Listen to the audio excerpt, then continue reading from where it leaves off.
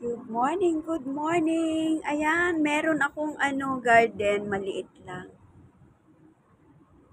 Ayan, nakalagay sila sa pot, ginger, onion, ayan mga kapatid. At alam nyo ba, nakahanda yung tinola kong manok? Babakliin ko na sana yan. Babaliin ko na sana itong sili kasi wala akong nakikitang bunga niya. Sabi ko, baka masayang yung dahon. Kasi nasayang na yung dahon niyan. Nag-defrost na ako ng manok. Ayan, babaliin ko na sana yan. Mga kapatid, tignan nyo. Ang dami niya palang bunga. Yun, nandun oh. Wait lang, titignan natin. Babaliin ko na sana kasi masasayang yung dahon niya. Tapos, tinignan ko, ang dami pala niyang bunga doon sa baba. Nakalagay lang sa pot yan, oh. Yan. Kasi nasayang na yung dahon yan, oh. Sabi ko magtinola nga ako, nakadefrost na ako kanina pa.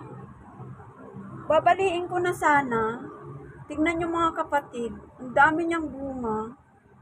Ayan, oh. Grabe, ang dami niyang bunga. Ayan. Ayan.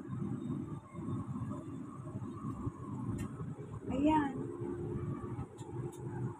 Oh, grabe.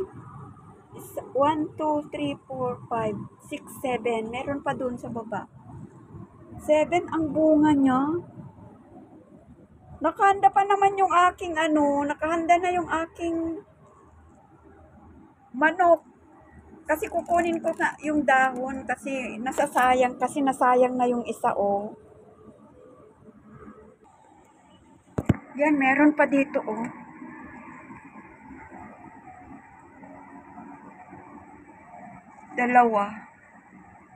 Dalawa yung bunga dyan. Oh God.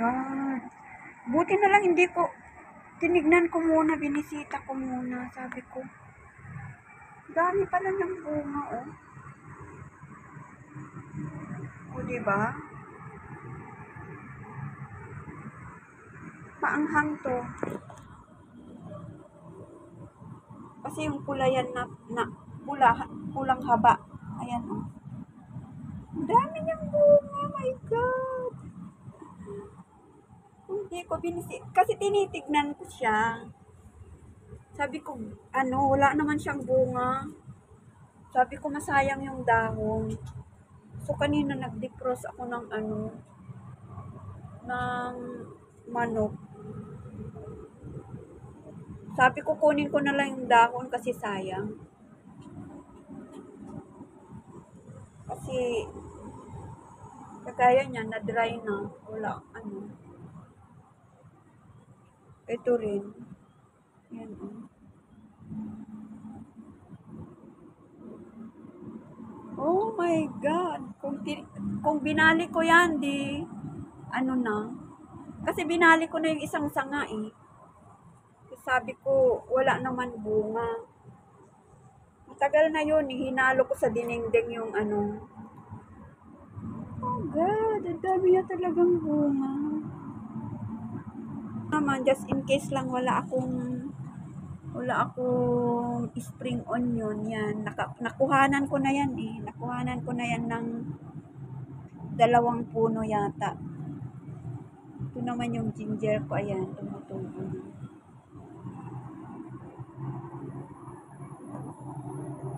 Ayan, that's all.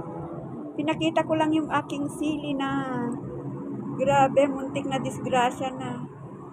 Sasama na naman ang loob ko. Maraming salamat. And thank you for my chili. Ayan, ang dami niyang bunga talaga. 2, 4, 6, 8, 9 pieces. Thank you.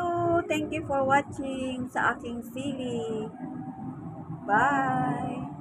Guys, eto na sana yung yung panghahaluan ko dun sa dahon ng sili kanina. Ang dami niya palang bunga, kaya hindi ko na tinuloy na kinuha yung dahon. So, naandun na siya. So, ngayon ito, hindi na tinolang manok, kundi nilagang manok na. Ayan, o, diba? Ang nilagay ko dyan, repolyo na lang. Yan. Na-save yung dahon ng chili ko. Baka abutin pa yun ng ilang buwan para isa-isa. Hindi naman ako maano masyado sa maanghang na chili. So, baka isa-isa lang ang kuha ko dun sa chili. Ayan, o, diba, mga kapatid?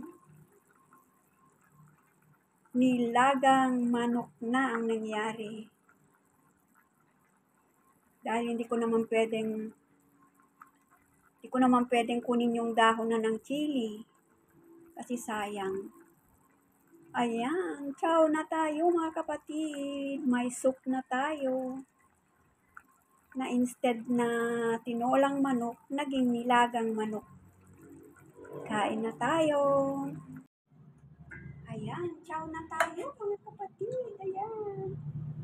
Nilagang manok. Ayan. Instead na tinola, ay pwede pa rin. Ayan, o, diba? A lot of, ginger at saka lemongrass.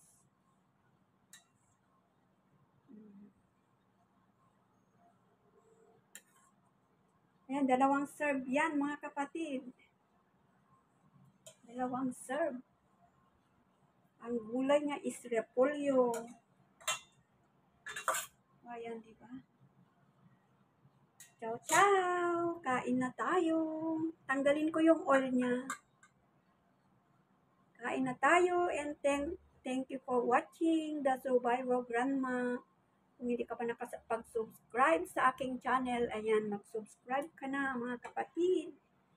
Ayan, para sa susunod na video ko ay makita nyo na naman kung ano yung mga aking mga experiment na ulam ni Grandma. Maraming salamat. Bye-bye. See you again for my next video. Bye.